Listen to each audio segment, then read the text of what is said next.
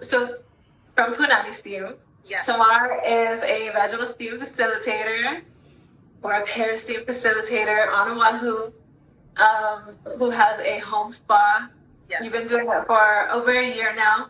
Yeah. And you've steamed. What's your record right now? How many people you've worked with? You know, I really need to count, but once I had gotten to my first year, I was already so blown away. I was just like, okay, let's just keep going. In my first year of serving ladies, I have steamed 200 women. Goodness. Yeah. So cool. So Thank cool. you. Yeah, ranging from ages 13 right now is my youngest client. She actually just recently came for her third steam. And then my oldest, I believe, was around 70. Yeah. Cool. Okay, all the way from menarche to postmenopause. Yeah. So that's actually what I wanted to, what I was thinking we could talk about, because like, for Steamy August, what I think like, what I've noticed with steaming is that people, they're like, oh, I can steam for period cramps, right? And so they steam for period cramps. Yeah. But maybe they're also having painful sex and they don't realize that they can use it then, right? Maybe they also have a daughter who's starting her period and they don't necessarily know they could use it then. Maybe they also have a mother who's post-menopause who could use it, but nobody would think that she could use it then. So what I'm finding is that like, we're not like applying it. We're not applying it. Like it's a really incredible tool that can apply in a lot of different situations. And so the past several days, like a lot of days, I've been of Steamy August has just been like, okay, well, can you use vaginal steaming for pregnancy loss? Can you use it for postpartum? Can you use it for labor, right? Because we get these questions all the time. Right. And we're always like, yeah, of course. Like you can use it in all of these situations. But what I find is that, you know, somebody may have a plan to use it postpartum, but not use it for labor, right? Like very like specific situations that you should be able to apply it in all these different cases. So anyways, you've worked with so many people. I've worked with a lot of people. So let's talk about it. I would love to hear like what your experience, like what was your experience? Let's start with menarche. What was your experience? So menarche means first period. What was your experience using it with like the young woman? Like what was that like? Yeah, so that was actually really awesome because for me personally, so sorry. Oh my gosh. My setup is not working for me right now. Of course, right? The one time. So for me personally, like it was my biggest goal. I think we actually talked about it in one of the facilitator gatherings in getting young women. Like that's really one of my main goals. I'm finding actually through my business is that I'm really wanting to support women or like young ladies coming into their own from the beginning. Yeah. Yeah, because like if we had that support from day one, you know, just alone on, first of all, like there's no real education in why we even have periods. Like the majority of women that I even talk to, they don't even know why they have a period. They're just trying to get rid of it or don't even care to have one anyways, right? Yeah.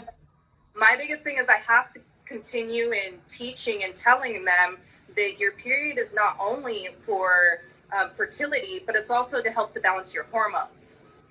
And that's one of the main issues and reasons that I have to steam and that I see so many other women of color specifically too in having certain issues. We don't have any education on hormones at all.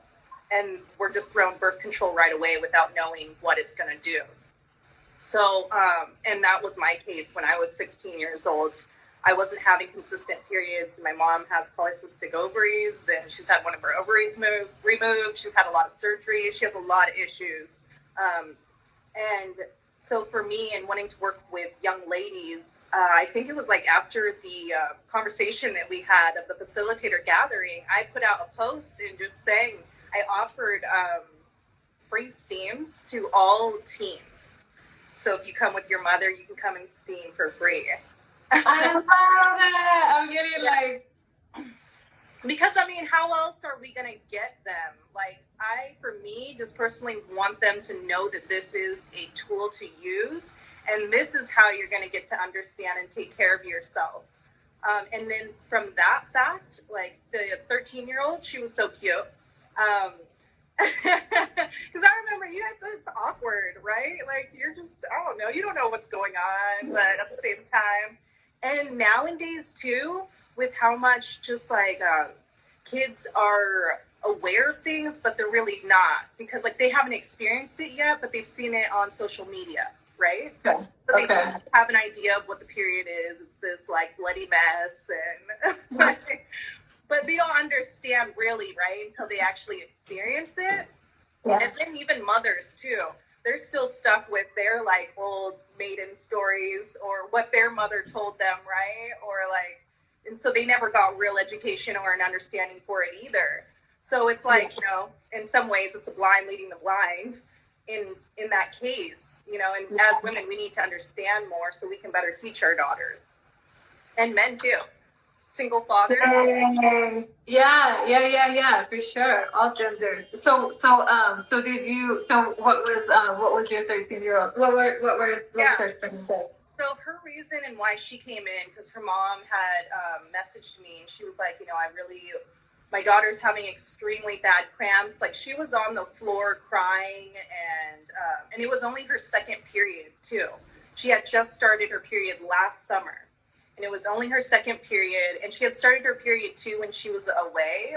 I just found out more of the story she was telling me just this last time she came. She had started her period while she was on vacation with like her relatives, and she kind of knew, but I don't know if she had a lot of information. So we need to do the preparation first and just like having the conversation, right? So that we can have so that those young girls can have a better understanding for what they're going through and what to do and how to take care of it. But her issue was that her cramps were so bad that she couldn't move. She was just she was crying on the floor, and her mom didn't know exactly how to help her. So the first time she came and steamed, she was definitely like feeling kind of awkward or wasn't sure what to do, really quiet. I was this way too. I felt like I was super shy, but she was willing to try. And that's what I loved about it. I was like, okay.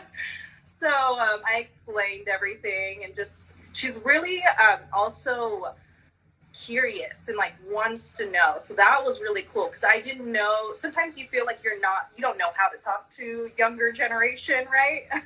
I think that's the awkward part of it. But so awkward. But I just treat her I was just treating her like a friend. Like, okay, so this is what we want to do, and this is how we would take care of it. And she loved it.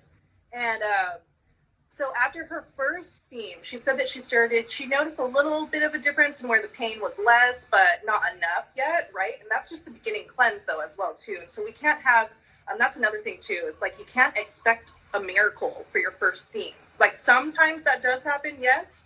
But sometimes it does. It just does sometimes, not all the time. Yeah. It's just not all the time. It's not all the time. So that's why it was like also really important for me in telling her as well too. And we need to continue, we need to be continuing in this practice, because every cycle is going to be different, right? Yeah. So my big part of it is just educating. As long as I give enough information and education for them to be able to make their own decisions when it comes time to whatever they're going through, then they're going to know, oh, that was an option. Oh yeah, she said that. And so after she came back for her second steam, she said that the next periods she didn't have any pain. Okay. Yeah. Compared to like where she was probably going to miss days of school, or just not understanding what's really going on. So now she has more of an understanding and why she has periods and what's going on and how to take care of it. And it's so cute because her mom was just telling me how much she really loves to do this now. Like she asked her mom to come and steam, and that's their time together, taking care of their body and being educated at the same time together.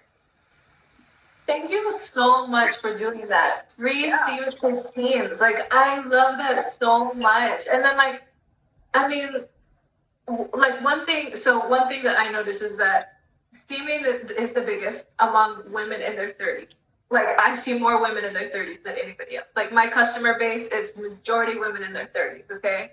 Right. And I think that's because there's a lot of like trying to get pregnant in that time. There's a lot of postpartum in that time. There's also some maturity, you know, like in that time, right? But like, what so many people say is, I wish I would have known about this when I first started my period. And they recall that story of crying or of heavy bleeding or of embarrassment or of shame. Like, and they tell these stories, you know, but like, I remember the first person who was my friend, like, and I remember she used to really have bad periods. Like, you know, like, I remember because it used to affect like our social life. It'd be like, come on, let's go to the club. And she'd just be like, I'm throwing up on the bathroom floor right now. I'm not going anywhere. We like, get it together. Oh my gosh, like the most up person who had a really bad period. So that was my friend. And she started steaming, and she did some other lifestyle changes too. And she had a pain-free period. And it took her about 4 or 5 months before she got to there. And she kept with it. And then she got a pain-free period. And she was just like 8 to 10 days of every single month since I started my period when I was 10 has been spent in excruciating pain or trying to manage what was going on, if not in excruciating pain, the whole entire time. She's like, this was a huge waste of my life. Right? I was just thinking like, I mean, I was astounded because she was like the worst periods that I knew of, and to see that they completely went to pain free, and then to also count up how many years, like we were kind of like counting it up, like how many years of her life had actually been wasted in pain and period pain, and it was pointless. Right. There was no reason for it. Period pain doesn't have to be there. It doesn't have to exist. There's stagnation. It can't get out, you know. You can steam it, you can improve the circulation, you can increase the heat. You can do other things as well, but steam is really effective, and that's our tool. So that's what we're going to use as the reference, right? But like, it was so incredible to me. And I think that's when I really started to, you know, realize, like, why should we let somebody go through pain? How long do they have to go through pain? Like, until they're in their 30s and they decide that they want to find a better alternative, right? Like, people shouldn't have to go through 20 years of pain. Right. 30 years of pain, right? Before they can have, like, a pain-free experience. Yeah, exactly. But, like, it's our duty, and that's why that's so awesome about this Steamy August, to really just put the education out there as well, too. Because, like, if there isn't the awareness or the know, then how are you ever going to think, like, it can be different?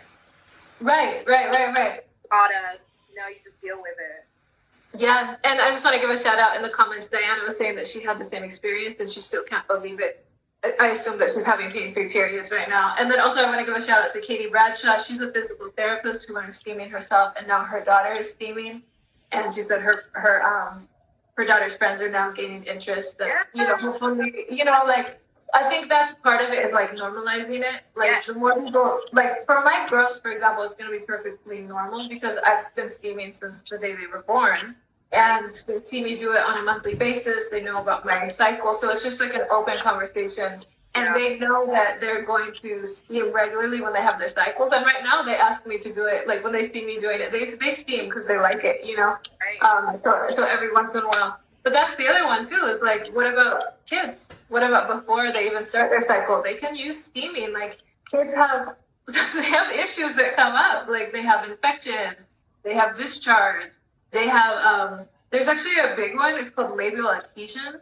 Like, their vagina lips can get stuck together. Their labia lips can get stuck together, so that it's difficult. They have difficult urination. Like, they can have all kinds of things that happen, and there's not really any reason not to use a steam session and see if that's can help, right? Because with the labial adhesion, they have to cut it or pull it, or, you know, whatever is going to happen is going to be painful. But steaming isn't painful with that, you know. So my daughter, she had a cyst. She had a periurethral cyst, which is a cyst right next to the urethra, and so we steamed 2 or 3 nights in a row, and that cyst completely went away, you know. And again, those at the doctor's office, those are lacerated, so they would cut and drain it. You know, we were able to avoid that. You know, so it's just my whole point is apply it. We've got a tool let's just apply it. You know, it's kind of like just this first measure of like, let's see if this can help. But anyway, that is so cool. I love it. Free teen steams. We definitely need to stop girls from having to go, and other menstruators from having to go so many years in pain before anybody's able to give them a solution. And hormonal birth control really sets people, I mean, whatever, it has a lot of side effects. And steaming has very few side effects. So start with the fewest side effects possible, right? To see if that can help. If it can't help, then you might go to higher measures. Yeah, and you know, on that note too, like, I mean, can you imagine too, you don't typically, young ladies, they don't typically go to see like a gynecologist for the first time ever until they're like in like 16 or so, when they're getting to sex, right? That's when we're considered like, oh, we should go see, they're getting to that age, they're gonna start having sex, like, so let's put them on birth control right away, because that's the only thing that's actually offered. You're not even educated on why you have a period, how you should take care of your period, because gynecology doesn't study women's menstrual periods. They don't. So when like the first medical attention that we even get is to just basically go and get birth control, because we're getting to that age of where we're going to be having sex. But what if we were just taught how to actually be able to take care of ourselves with issues that we may be going through, and in having sex, how to properly be able to take care of ourselves after that? I can't imagine the amount of women that would have been saved from even first going on birth control at all if they were just made aware of how to do like fertility awareness first, you know, as one step. Yeah.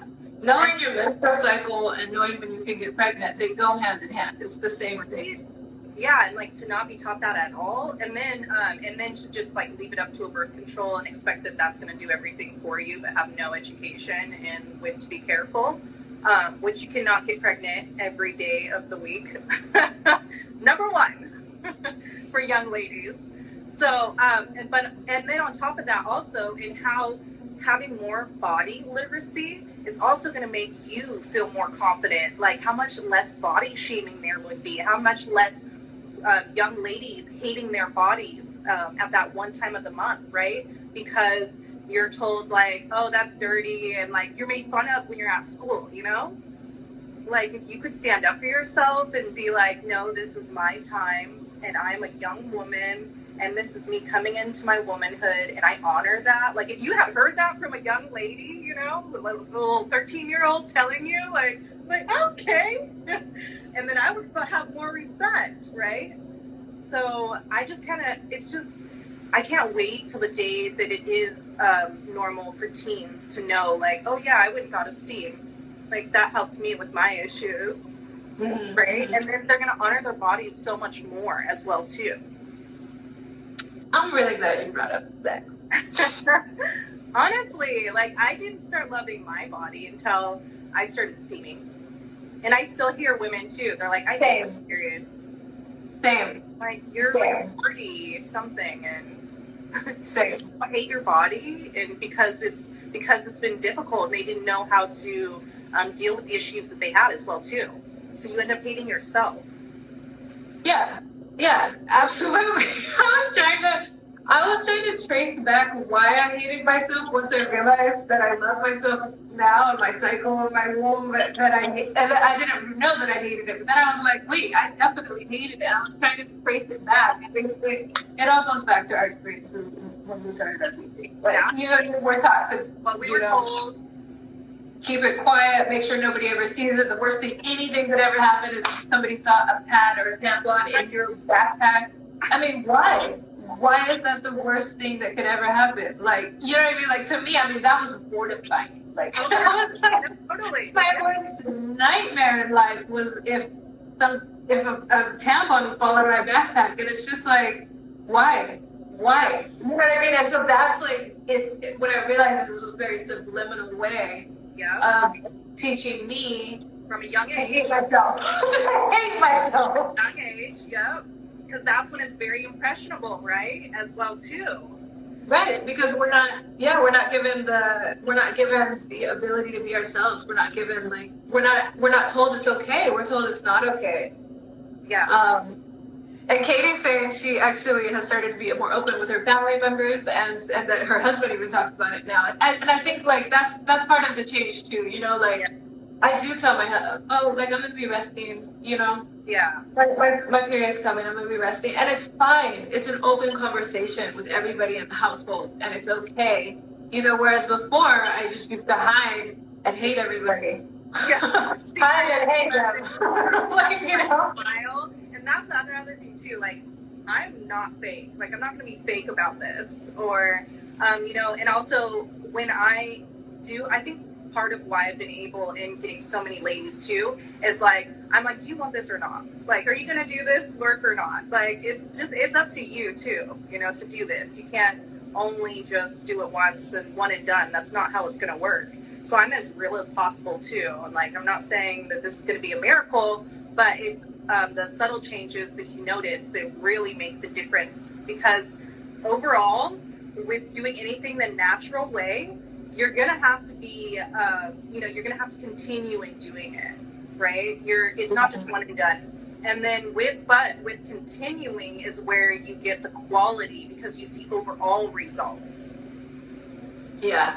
And that's the other thing too, is like, we need to understand more that not every period is going to be the same. Like, this month is going to be different to next month, and what I go through changes that as well too. Yeah. I think we have to learn how to read and respond. Okay, so just a couple of comments, like in the comment section of Ari was saying her husband too, he loves to talk about steaming, and he does. I've talked to him about it. He loves to talk about it. It's open. Katie was saying that she talked to her neighbors about it. She was talking to her husband and her male neighbors. Like, it's just becoming like more open. Like, so now that they're steaming, they're just more open about this stuff and able to have those conversations. And their men are getting there too. And I think that's so healthy, because that's how men start to evolve as well. Like, that's how men are going to be better, because so much of the shaming that does happen is from men. Like, I really remember hearing a lot of negative comments in my family. There used to be this thing that if a tampon commercial came on, like, all of the men would like run and say gross and like leave the room and just be like, "Ugh, can you turn that down?" Like, you know, and we would all be watching, but it's just like, this was so inconvenient to the men in my household. There was a lot of misogynism in my house. Like, now you guys know, it was just, but like, again, like, how did I learn to hate my cycle? How did I learn to hate my body? How did I learn to hate myself? Like, now I think through it, because I have daughters and I'm trying to make sure that doesn't happen. Because I don't ever remember somebody saying, "Ooh, you should hate yourself." You know what I mean? Like, but like, you know, just trying to remember what were those defining moments that really made me think that I had to hide my period, or that this was a big inconvenience, rather than just a healthy thing my body does once a month, you know? So anyways, so Aria's saying the men, they want to learn too. They do, because they interact with women all the time. But anyways, I will just say, I really think good men you're able to have those open conversations with. And to me, it's kind of how I judge men. You know what I mean? Like, I was just like, for me, it's a measure. Like, if there's a man who's willing to talk about steaming and period, like, I just feel like a different level of comfort, like, with him versus, you know, or just he's in a different place than other people are. Like, I feel like they're more involved. They can't talk about that stuff. Yes, I've become such an advocate that, I mean, everybody who meets me knows what vaginal steaming, you're gonna know what vaginal steaming is. I mean, even down to my Uber drivers. Like, I've gotten Uber drivers to come and steam. And men in giving it, like, I'll give them my business card, because that's one topic, you know, that's always going to come up. What do you do, or something? Usually when I'm in Uber, I don't own a car, so in all those Uber rides that I get, somebody's knowing about vaginal steaming as well too. And a lot of times it is men, and they're open to the conversation, and they'll ask for my business card, or they'll say like, "Oh, I know somebody actually who could probably use that." And it's totally. And so I'm actually starting to have where women who are coming in for fertility, I encourage and invite their husband to come to the appointment with them, because they're just as part of this experience, and so that they can know. And so I have one couple, they'll kind of sit, and he's totally quiet the whole time, and I'm like, "Are you okay? Do you enjoy this? I don't know." But he's chill. He's just vibing out, and he's just listening and absorbing the information. And I both like give them goddess cards at the end as well too, just guidance card, so that they're doing something together as well. Yeah. Yeah. And it's like a neat experience for them. So that is so cool. Punani. So I've talked so much about it, and another couple came, and I was telling him how men can steam too, and then he was open to do it right on the spot. So I steamed the couple together. So I've had a man steam, and I've also steamed twice now with my boyfriend, where he's steamed too. And we didn't even at first I was like, okay, you want to do this? Okay. And I was pretty quiet. We were pretty quiet most of the time. And it was funny because after the steam, because he's a pretty I'm a man, He's a man too. Yeah. Of course he's steam. And that's to me manly for them to steam.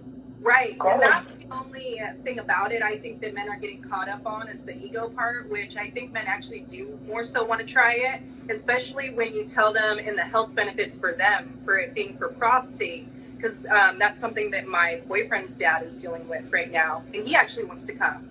I'm like, I would love to be steaming a bunch of Hawaiian men in my, I'd be open to that, but specifically it can really help men too, and they need to be aware of this so they're not thinking that it's weird or that's something only for women so that's something I've been thinking a lot about, and I'm just trying to figure out how to do it though, because also I don't want to take away from women or women feeling uncomfortable or awkward about it as well too. Right. It's a little, I don't know if a man needs to open a steam place or something, but there are a couple of future. There are a couple steam practitioners, that have been. Okay. Yeah. Cool. Yeah. One is in LA. One is in LA. Yeah, one is in Alabama. There we go. Shout out Terrence. And then Rahi is in LA, and then there's another one who's in the facilitator course right now. He's in LA too, but in another area. That's so dope. Yeah. So now people are asking all about it for men's health. So actually, that's the post for tomorrow, you guys. It's all about steaming for men's health topics. Yeah. Perfect. Yeah. So okay, but wait. Okay, so I like it. I like where we're going because that's what I wanted to talk about too. Is if girls are able to steam if they have any problems with their kids, if people are able to steam when they start their cycles, then what you said is the first time people usually might go to a doctor for birth control if they're going to become sexually active or whatever, right? So the thing about it is, I don't know what you heard, but when I was 10 or 11, 12, when I was 11, honestly, one of the girls in my class became sexually active, one or two of them. And so I went to public school, guys. Yeah. Whatever. It is real, right? It is what it is. And we were kids, and I remember us trying to understand what was going on, and one other friend was explaining to us what sex was and what this girl was doing with these other guys, and the first thing I remember hearing was it's going to be really painful. I remember that, and it was just something over and over again. Dude, why would she be doing that? It's so painful, it hurts, right? So I remember learning that sex hurts, and everybody, from there on, all of the experiences that I ever heard were people saying, oh yeah, well it hurts, especially the first time. It's gonna hurt, it hurts, right? Right.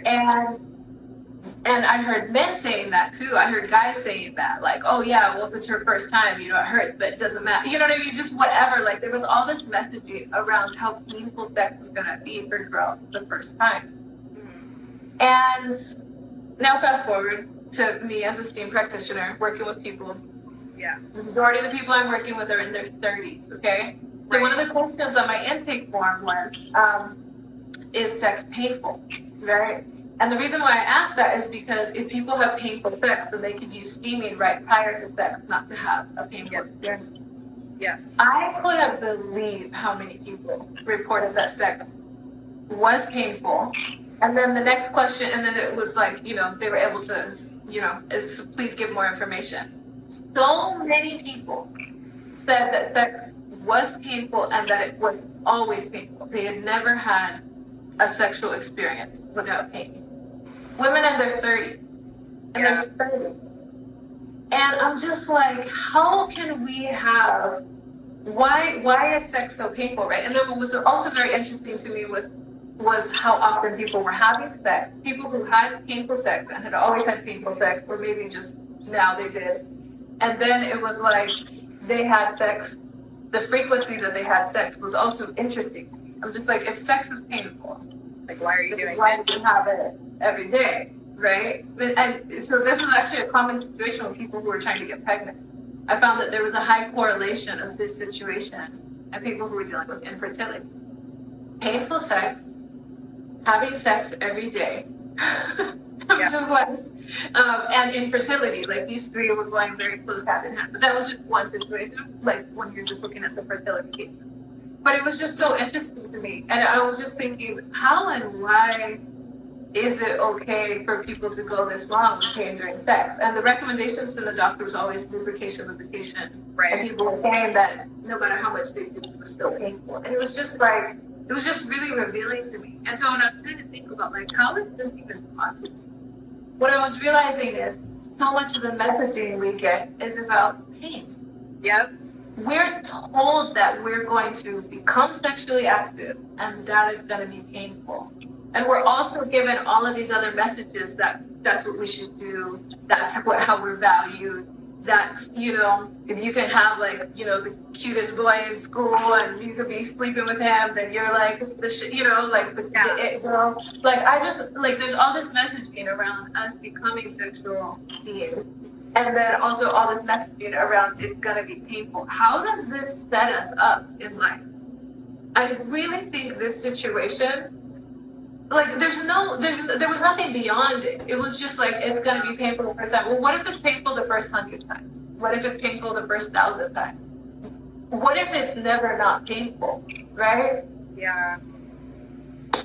What if, okay, so the reason why I'm talking about all that, sorry, I went on a little sidebar. I love it. What if at 16, 15, 11, whatever age girls are gonna become sexually active, and also other genders who also have vaginas or wombs, what if they were taught to steam beforehand? What if their partner was there with them when they steam, or was able to prepare the steam for them?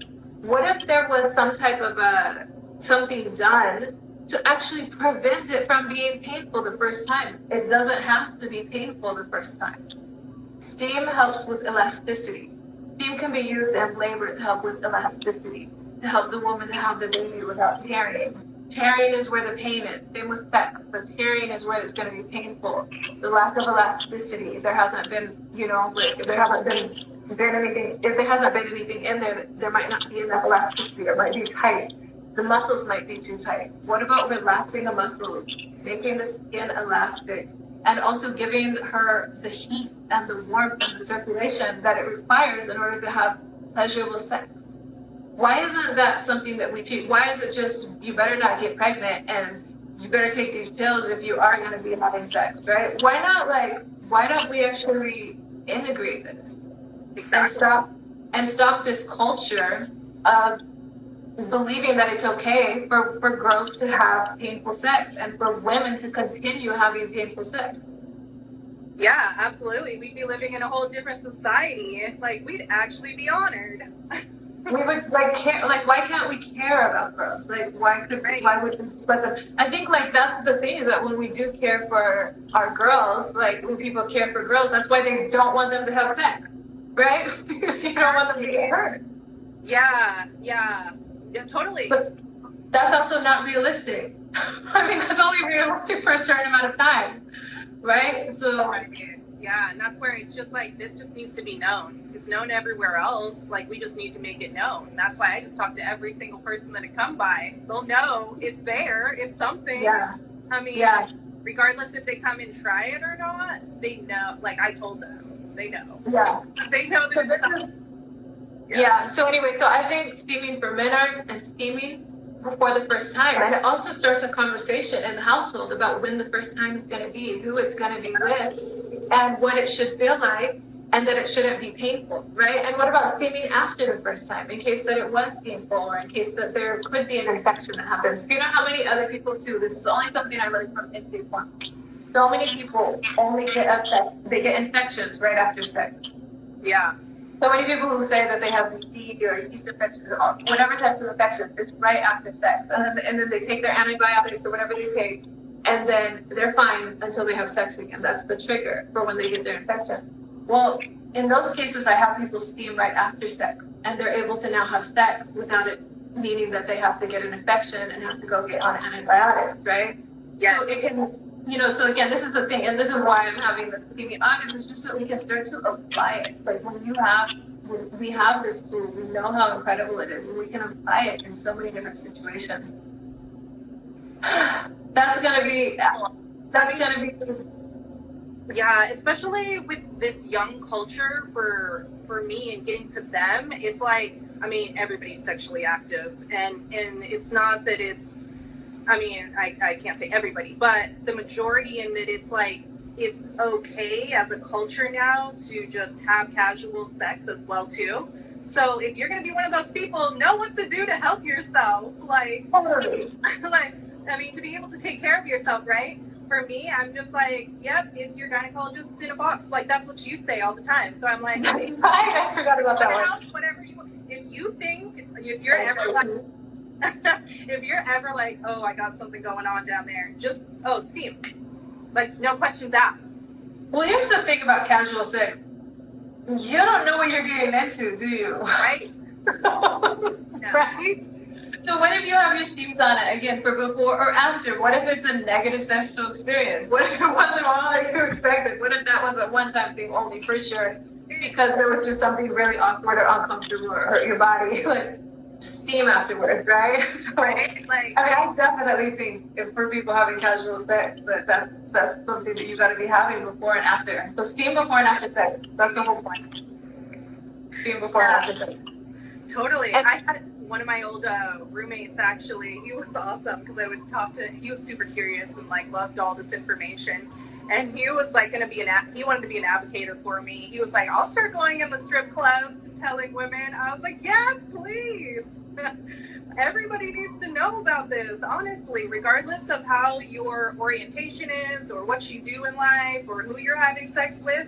Just know this is how you can get to a better place. Like, not having to go to the gynecologist, just going to take care of the issue first. And not in thinking, oh, that's the alternative. No, it's the first.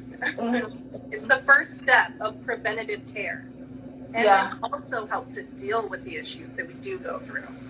Yeah. The first person that I worked with who had pain during sex, she had it her entire life. She was married. She was having difficulty getting pregnant. And so I had her steam before sex, and she was able to, she like called me the next day, and she was just like, oh my God, I understand why people, she was just like, I don't even get why people like sex, like, I don't even get it, it's so awful, And she was like 38, and so she called me the next day, and she was just like, it didn't hurt, not even one bit. She's like, I even enjoyed it.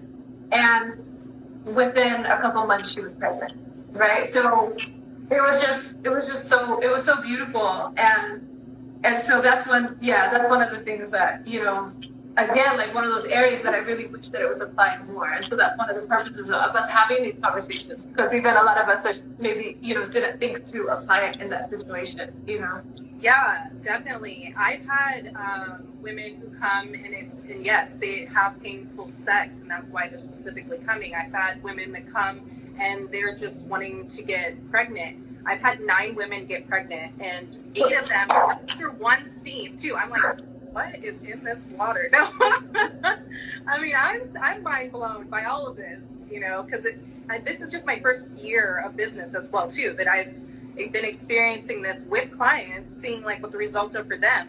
where my first experience wasn't anything as well to comparable in what like how I serve ladies, how I get to do it now as my own business, right? Yeah.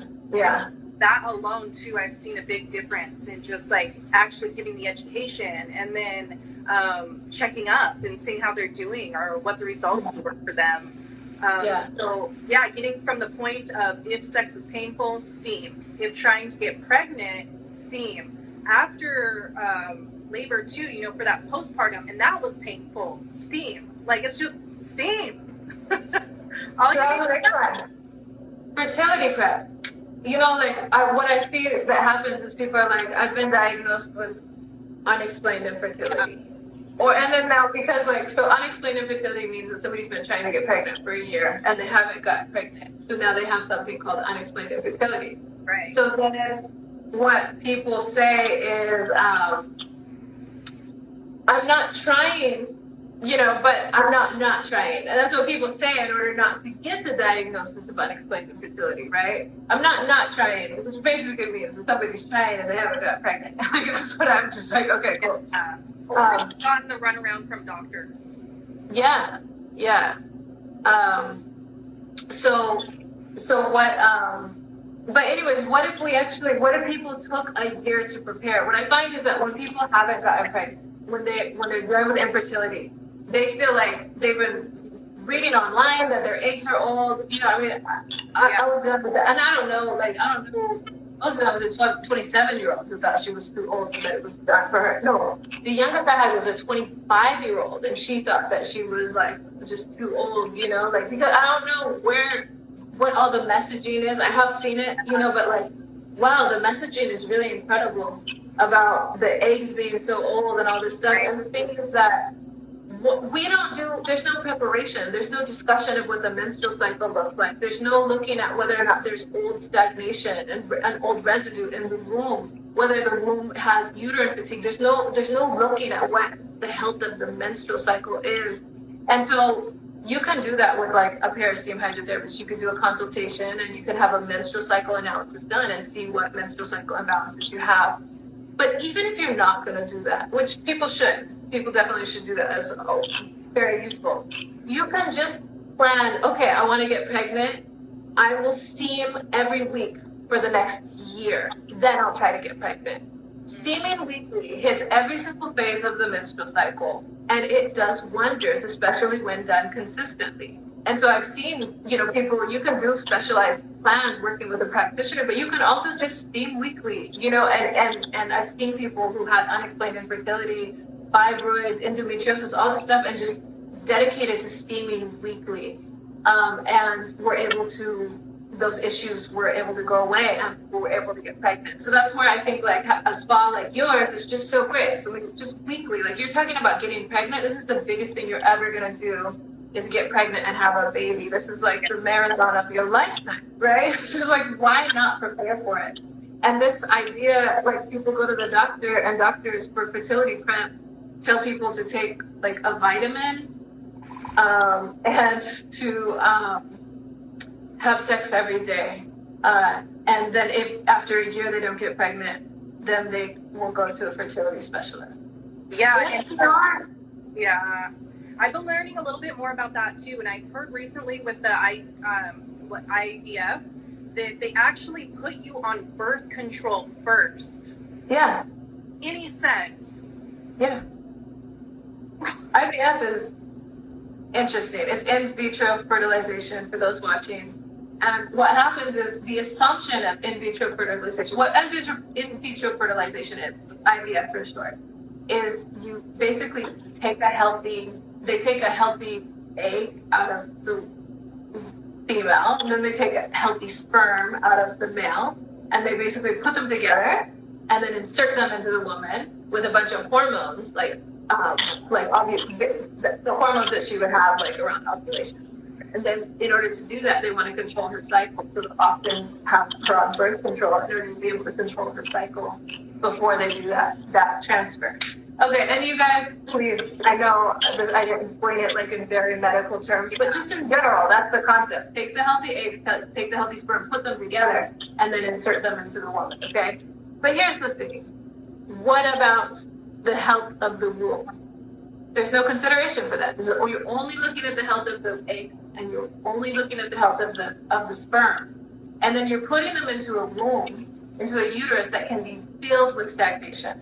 I worked with this one woman. She was on her third IVF attempt. She had black blood, period. She hadn't had a fresh blood. She hadn't seen fresh blood in 20 years since she was a teenager. She was in her 30s.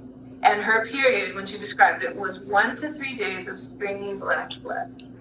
Yeah. So you can do IVF. There was no. To me, it makes absolute sense that the first 2 IVF rounds that she did failed. You can take healthy sperm and healthy eggs and put them in there, but if that womb is so packed with old blood and stagnation, do you know what happens right after the egg and sperm are supposed to come together? They're supposed to implant Right. in the uterine wall. Where can it implant if the uterine wall is built up with old stagnation and old residue? Right? Yeah, exactly. And so, yeah, at that point, like, again, gynecology does not actually study women's menstrual cycles or helps you to learn how to correct or how to actually help that. Because that would be the first thing that you'd want to try to correct. You don't just like skip over and then pay a high cost and see if it works or not. It's a gamble to, at the same time. And there's also this assumption. There's an assumption that they didn't get their ovulation time right. So we can manicure it and get it right, and then it will work.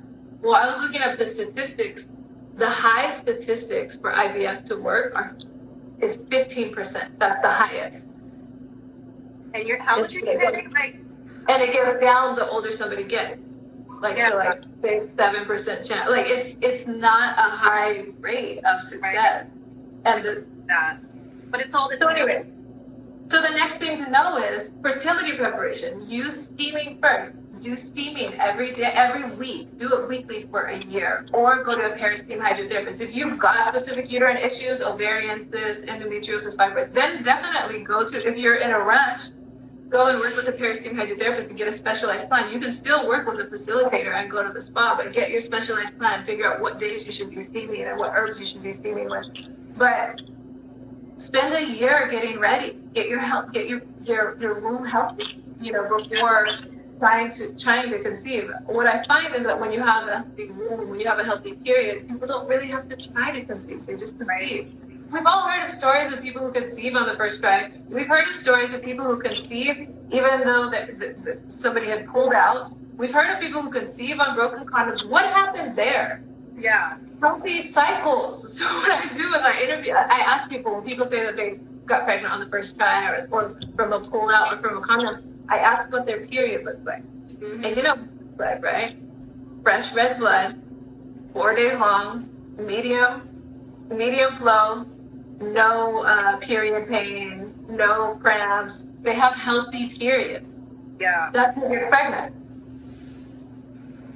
See, that understanding of that correlation is really what's needed to be known.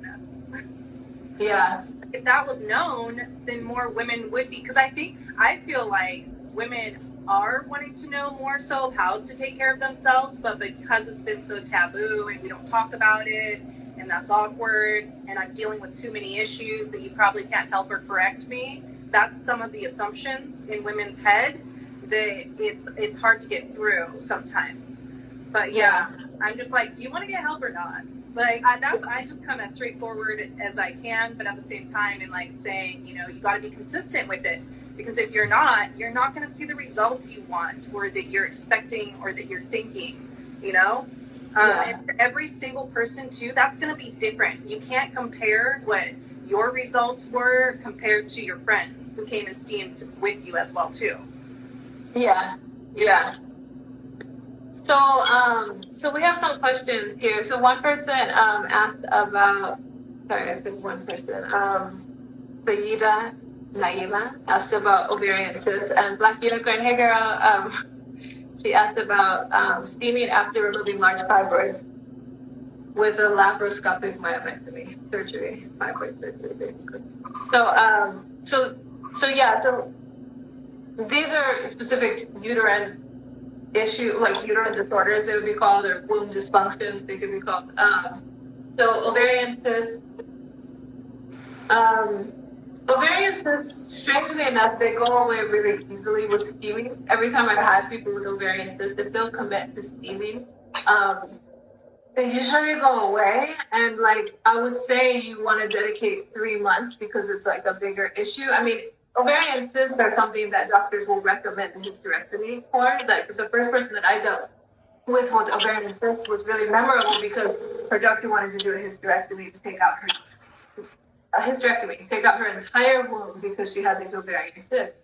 And so she steamed, and after the first steam, she didn't feel pain because she had fixed pain that was constant, and that the painkillers weren't helping. After the first week, she said she was able to have sex with her husband again without pain. And then she continued to steam. I had her on a steam plan, and she continued to steam. And when she went in to see her doctor, she went in for the pre-operation.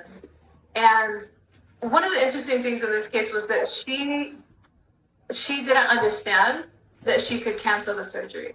So she was like, I need this to work as fast as possible because the surgery is scheduled in May. And I was just like, but you can cancel the surgery. And she was just like, we have to make it happen. Like, I'm praying for a miracle that this can happen before then. Like, she didn't understand that she could cancel that surgery. She's like, no, my doctor said, this and that, blah, blah, blah. So anyways, she went in for her pre-operation appointment. The surgery was the week following. And they do an ultrasound or a scan in order to make their plan for the surgery. Well, she didn't have any ovarian cysts when they went in.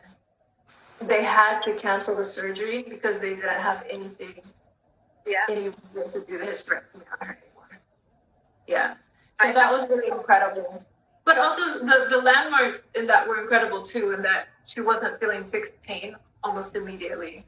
Right. And that she was able to have sex with her husband again. Yeah. For the first time, and it was a while. It had been a while. Yeah. And so I have some clients with good experiences as well too, from having ovarian pain, from having cysts on their ovaries. I had one client, and she had came and steamed 3 times, and the cysts that she had were completely dissolved, weren't there anymore. I have a couple of reviews, on that specifically, which that's amazing. Yeah, in itself. Well, cysts, like, once I read up on cysts, like, I started to understand why it's working so easily. Cysts are just like fluid that gets stuck somewhere. Okay. So even like on our face, like, blemishes on our face, I mean, some of them are actually cysts. Okay. Like pimples are actually cysts. Acne is cyst. It's like cystic, cysts. Okay. So when you think about a pimple, and you steam, what happens? When you take a shower, what happens? It drains. Yeah. So now when you have a cyst and it's on the genital organ, depending on where it is, it's going to have a different name. So if the cyst is right near the vaginal canal opening, remember, this is just somewhere that fluid has accumulated, just like it has like with a pimple on your face. Why is it there? I don't know, but there's something there, like there's some fluid has accumulated. It's right near the vaginal canal opening. They call it a Bartholin's cyst because there's a Bartholin's gland right there, and that's kind of like where the fluid comes from. If it's by the urethra, then it's called the urethral cyst, because the urethral glands, that's where the fluid comes from. So if it's an ovarian cyst, it's in the ovaries, and again, it's the normal fluid that's around, but it just got stuck. Well, we know how easily cysts drain. We know how easily they drain as easily as pimples drain. So if you can get the steam into that location, it's great. But no, with the ovarian cyst, I was not sure if it was going to reach because I don't know if the steam can get all the way to the ovaries. But the thing is that I don't know if the steam itself gets to the ovaries. But what I do know is that the steam touches the blood vessels in the vaginal canal, which carry through the entire uterus, including the ovaries and the fallopian tube. So that increase in circulation, definitely causes an increase in circulation in the ovaries. I don't know if the steam itself gets there, but all I know is those ovarian cysts drain. They drain out. And You can always try steaming weekly, and then if you want to do something like a more advanced plan, then you can work with get a consultation and get a specific plan with a practitioner who's trained how to do that. I do train practitioners to work specifically on cysts and fibroid. So now, Black Unicorn. By the way, I looked at your profile. Your travel pictures are dope. I've been to Nicaragua too. I saw that you were down there. So, anyways, so she's asking about steaming after removing large fibroid with a laparoscopic myomectomy. So, a myomectomy is a fibroid surgery. Laparoscopic is instead of cutting everything open, they go in, do the belly button and maybe 2 other incisions, and they send in like a laparoscope, and then through that they do the surgery. Okay, so steaming after a myomectomy is a good idea. There can be leftover scar tissue, and then anytime you're opening an organ, you're going to want that organ to heal up properly. The thing is that you want to wait until after probably 6 weeks. I'm just going to say 6 weeks is the normal surgery recovery.